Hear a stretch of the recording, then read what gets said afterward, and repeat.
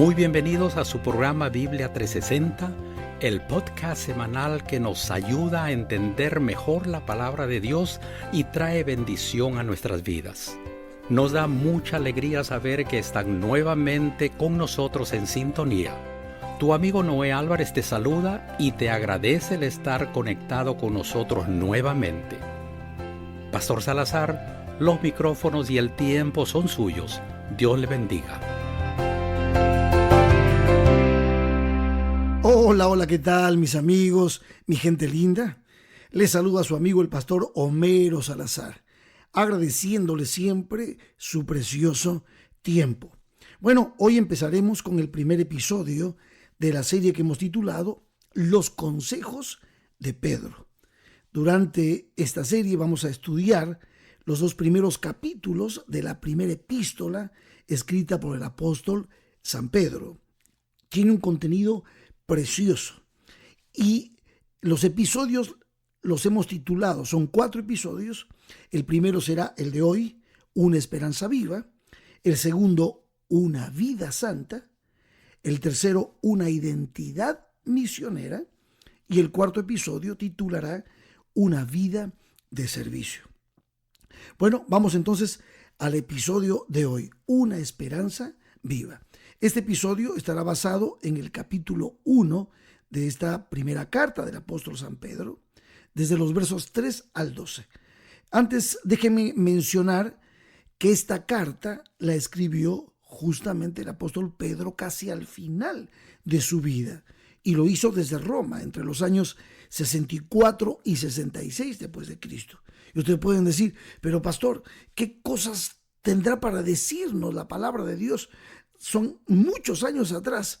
La palabra de Dios tiene principios, tiene un contenido y un tesoro precioso que sin duda es aplicable también a nuestros días.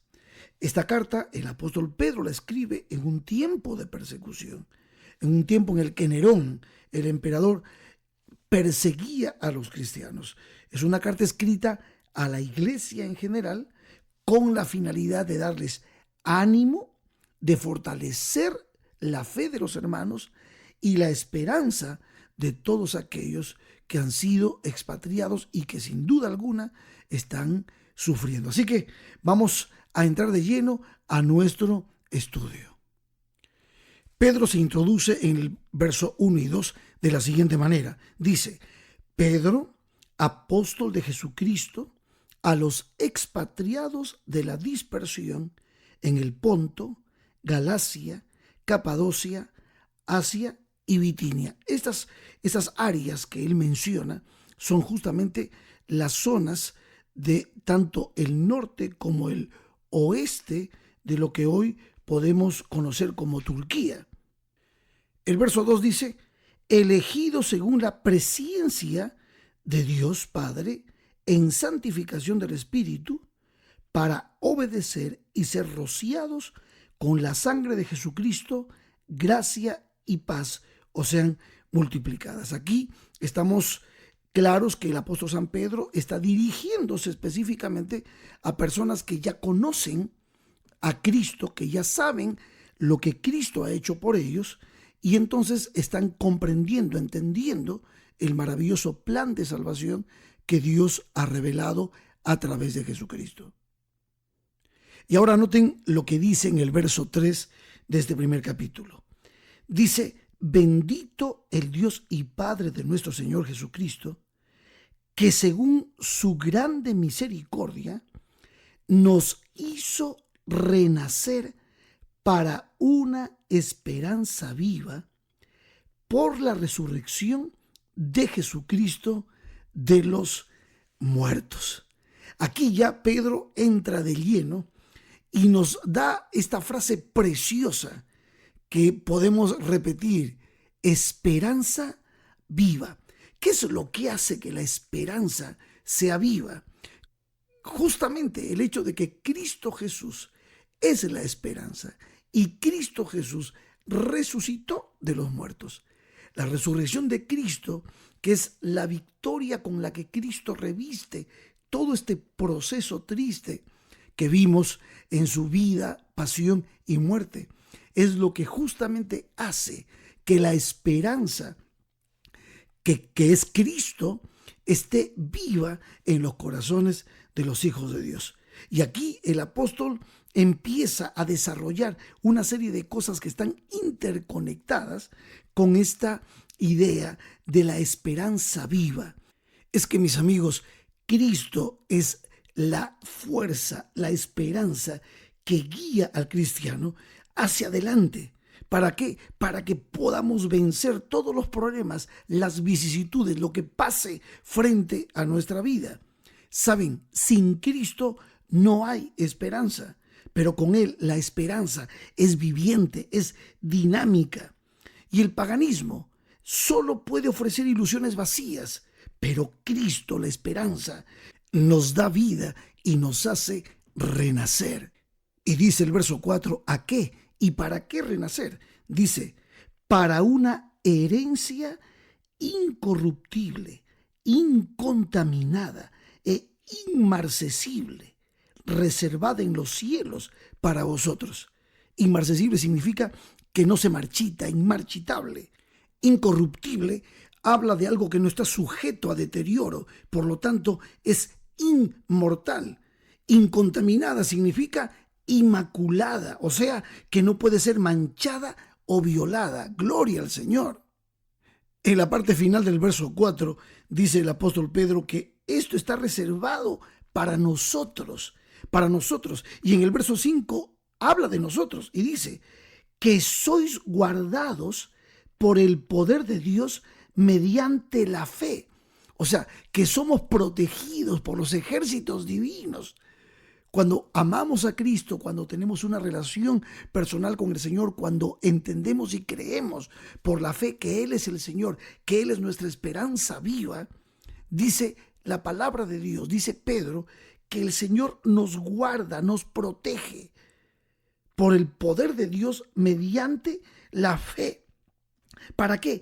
Para alcanzar la salvación que está preparada para ser manifestada en el tiempo postrero. O sea, somos herederos de ese reino que Dios ha prometido, que es para todo aquel que por fe ha aceptado esta esperanza viva. ¡Qué maravilloso! Por lo tanto, lo que vemos hasta aquí es una confirmación de la maravillosa promesa de la venida de Cristo, de la herencia eterna, de que todos aquellos que aman a Cristo, que siguen a Cristo, son herederos del reino venidero. ¿Y qué produce esto dentro de nosotros? Y aquí el apóstol Pedro, en los versos 6 en adelante, nos dice, o sea, hablando de lo que produce aquí en nuestros corazones, aquí en la tierra, dice, verso 6, en lo cual vosotros os alegráis, aunque ahora por un poco de tiempo, si es necesario, tengáis que ser afligidos en diversas pruebas, para que sometida a prueba vuestra fe, mucho más preciosa que el oro, el cual, aunque perecedero, se prueba con fuego, sea hallada vuestra fe en alabanza, gloria y honra cuando sea manifestado Jesucristo, a quien amáis sin haberle visto, en quien creyendo, aunque ahora no le veáis, os alegráis con gozo inefable y glorioso, obteniendo el fin de vuestra fe, que es la salvación de vuestras almas. Del verso 6 al verso 9, Pablo muestra no solamente la aflicción del dolor, de la persecución, de los sufrimientos y las pruebas que estaban pasando y que muchos pasamos, aun cuando no estemos viviendo en esa época. ¿Cuántos de nosotros tenemos aflicciones, luchas personales, complejos que enfrentar, situaciones familiares, todo lo que ustedes ya conocen? Pero cuando tú tienes esa esperanza en el corazón, dice que esta esperanza produce alegría, a pesar de que hay aflicción. Eso lo decía el verso 6. Habrá una prueba, pasaremos por el fuego sin duda, pero por la fe, por la esperanza, alabaremos y glorificaremos a Dios. Como dice esa hermosa canción que se canta por allí, en la prueba, alaba. Si estás llorando, alaba. El cristiano, aferrado a la esperanza que es Cristo, puede alabar aún en medio del dolor. Y el verso 8 y 9 decían: amor, alegría, gozo inefable, fe, salvación de nuestras almas. Esto es lo que produce justamente el creer, el aceptar la esperanza bendita y maravillosa, que no solamente se basa en la promesa que el Señor nos ha hecho, sino que se basa en nuestra fe, en aquel que hizo la promesa. Vendré otra vez y os tomaré a mí mismo, para que donde yo estoy, vosotros también estéis. ¿Lo recuerdan? Juan capítulo 14, versos 1 al 3. Entonces, mi gente linda, hasta aquí hemos visto por lo menos 3 cosas. Una esperanza viva, que es Cristo Jesús en nuestro corazón. ¿Para qué y para quién es esta esperanza? ¿Y qué es lo que produce esta esperanza? Y ahora el apóstol Pedro va a cerrar con 3 versos que son sumamente importantes y que me gustaría compartir con ustedes un breve comentario de estos versos. Y la pregunta sería: ¿por qué creer en esta esperanza? Y noten lo que dice el apóstol Pedro. Los profetas que profetizaron de la gracia destinada a vosotros, inquirieron y diligentemente indagaron acerca de esta salvación, escudriñando qué persona y qué tiempo indicaba el Espíritu de Cristo que estaba en ellos, el cual anunciaba de antemano los sufrimientos de Cristo y las glorias que vendrían tras ellos. A estos se les reveló que no para sí mismos, sino para nosotros, administraban las cosas que ahora os son anunciadas, por los que os han predicado el Evangelio por el Espíritu Santo enviado del cielo, cosas en las cuales anhelan mirar los ángeles. ¿Qué está haciendo el apóstol Pedro aquí? El apóstol Pedro está asegurándonos que todo lo que está escrito en la palabra de Dios, lo que fue revelado por los profetas en el Antiguo Testamento, hablando de Cristo, entendiendo, escudriñando, haciendo preguntas, indagando, inquiriendo, aunque no tenían toda tal vez la luz, pero recibían la revelación divina, guiados por el Espíritu Santo, y ellos pueden asegurarnos que todo lo que Cristo vino a hacer, su vida, pasión, muerte, resurrección, todo aquello que Cristo vino a hacer, estaba planificado, planteado por Dios. Y entonces, dice Pedro, tenemos que creer en esto y confiar en lo que ha sido revelado. El mismo Señor Jesucristo, cuando se encontró en Emaús con los 2 amigos que se iban tristes porque no habían comprendido, no habían aceptado lo que ya estaba escrito del Señor. Y entonces, ¿acaso Cristo no les enseñó, pasando por Moisés y los profetas, utilizando el Antiguo Testamento, enseñándoles lo que las Escrituras decían del mismo?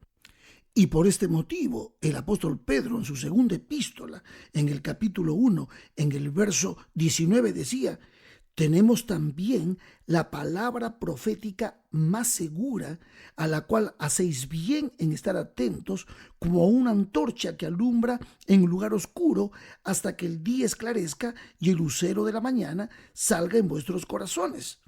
Entonces, el apóstol Pedro nos está asegurando de que las Escrituras son confiables, de que debemos dejarnos guiar por el Espíritu Santo a través de ella. ¿Para qué? Para que nuestra fe, nuestra esperanza, nuestro amor por el Señor crezcan y puedan traer gozo, plenitud, aun cuando enfrentemos las pruebas más duras en nuestra vida. Me gusta mucho pensar en que el Espíritu Santo trabajó, guió a los profetas que escribieron la Escritura.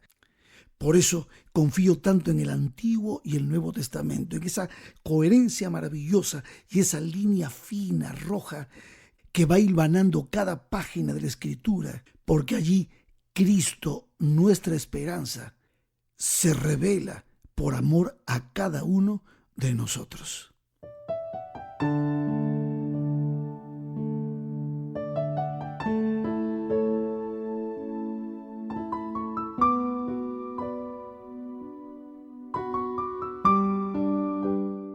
Mis queridos amigos, la verdadera esperanza no es una mera emoción, tampoco es un mero deseo y mucho menos una utopía.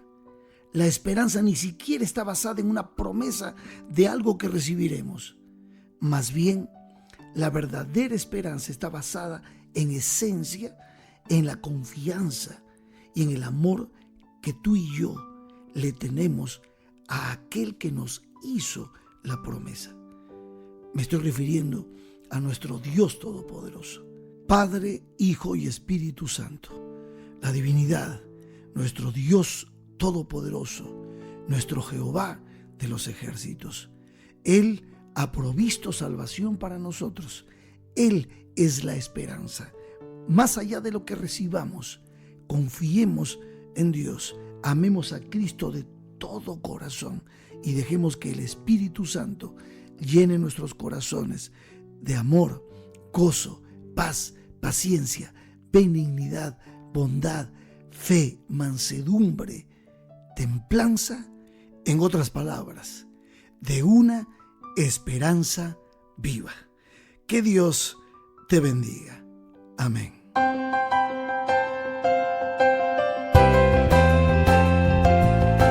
Agradecemos al pastor Homero Salazar por la reflexión que nos trajo el día de hoy. Recuerda, mi querido amigo, compartir estas reflexiones con otros. Nos despedimos por hoy, esperando encontrarnos nuevamente muy pronto. Dios les bendiga a todos.